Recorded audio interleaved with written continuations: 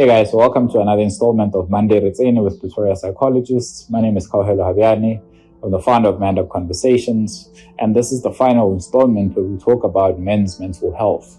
Last time I spoke about the history of South African men and how we got to have some of these mental health challenges. In this video, I want to talk about, what areas we could possibly look into to find some solutions or some habits around dealing with some of these mental health challenges that we face. And the first area for me is talking. We often hear in society people talking about, men should open up, men should talk more.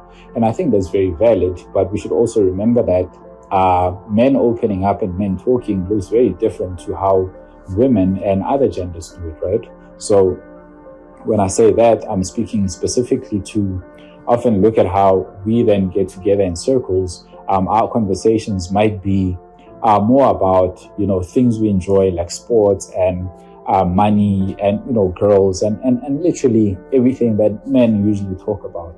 But I think it would be beneficial for us once we get into those circles, then let's then form or maybe allocate an hour or a few minutes of our time together to talking and checking in with each other in terms of, hey, man, I haven't checked in with you in terms of what's going on at home, or what's going on with you and your women, or what's going on with you and your kids, or what's going on at work, right? So how has that been, and how are you doing physically, emotionally, mentally? Do you need any support from us, right?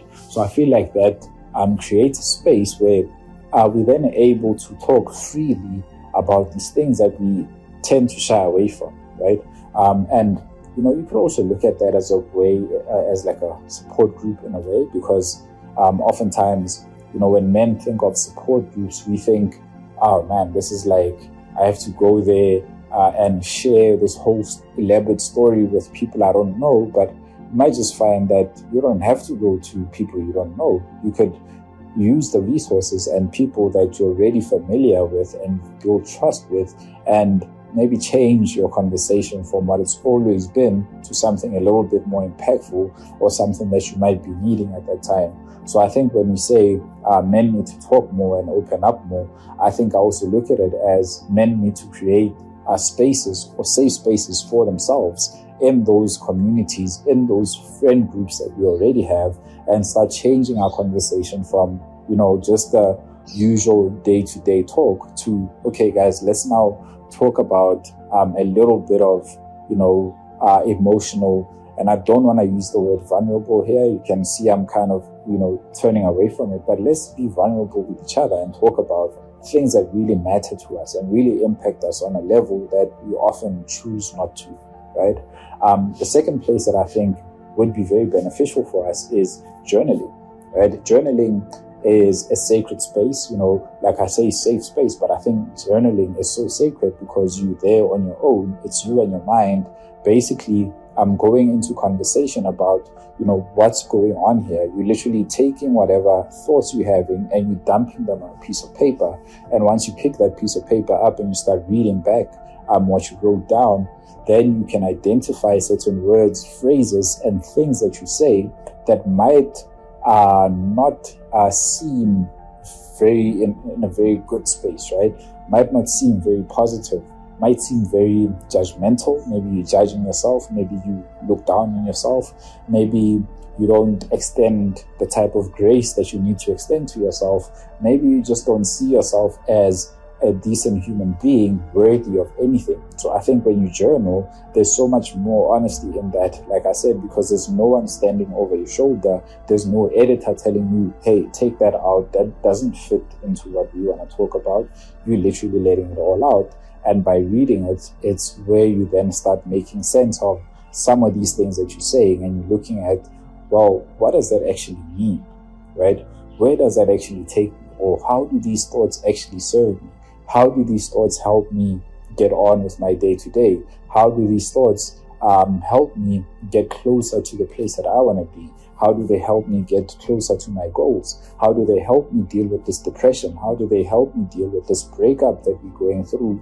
Or how does it help me with this job loss that I just had, right? So by writing things down, I think you then creating this space and you creating this sort of a persona that's outside of you that you often don't check in with, and that allows you to then interrogate and reflect a little bit more honestly on whatever it is that you're dealing with. And the final place that I want to talk about is therapy. I think a lot of people would say that men don't go into therapy, and there are reasons for that, but at the same time, I think therapy is a great place to actually go to, and maybe not necessarily the first place that I might want to send someone who is dealing with things that they never really understand. I would definitely recommend, like I said, talking and journaling, but let therapy or the therapist be someone who can then take you to that next level of understanding, that next step of dealing with these things, because our friends might not be able to, we might not be able to deal with it by ourselves. And that also takes the burden off yourself of doing all of this research and trying to figure things out and figure out these complex terms that psychology or sociology speak of, and on all of these things that people are putting out there that seem so easy to do, but when you try to do them by yourself, it just seems so daunting. It gets very daunting. So I would encourage you to, take baby steps, try things that seem very easy, seem very doable for you. Try them for about a month, see if those things work. And then if that doesn't work, try something else. And if that doesn't work, try something else. And if all of those things don't work, then man, I think your final step is just go see a professional. Don't waste any time. Don't waste time trying to think that, it shall pass and I'll just go to church and pray about it. Of course, if that's your belief and that's what you want to do, go ahead and do that. But find an elder in the church or someone who's a little bit more knowledgeable about something that they might be able to help you with that. So, what I'm saying about men and mental health in this conversation, you hear me talking about friends, reaching out, talking to, seeking help.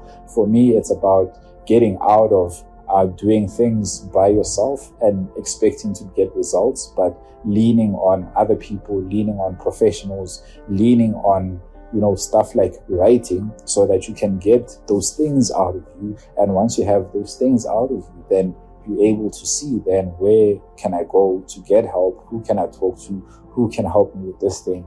And then Google is your friend. You can then take certain words that you wrote down, literally put them into Google, and maybe find a person who can help you, or a journal that's been written about it, or a book, or whatever it is that you need. But one thing that we need to do as guys, and I encourage this very strongly, is to be better allies of each other, and don't just look at people as people who need to help me all the time. You also need to be looking at how you show up for other people and for your friends in your life. And lastly is, man, if there's absolutely no place that you feel like you can get help, pick up the phone, call SEDEC, call Pretoria Psychologists, call people who are very knowledgeable about these things. That might cost you a bit of money, but also when you go into the process, remember that just because you paid a couple of bucks to get help, it doesn't mean that the journey stops there. You also have to get involved, get your hands dirty, and do the dirty work that you need to for you to be able to then be healed and become a better man, and a man that you want to be, a man who's healthy in his mind, a man who's healthy in his soul. And of course, once those areas are balanced, then everything else in your life will be aligned. So I really hope you guys enjoyed this. I know it's been a bit of a mouthful, but make sure you do the right things, man. Read as much as you can, familiarize yourself with terms that you might not be aware of, and become a better ally to your brothers and to yourself.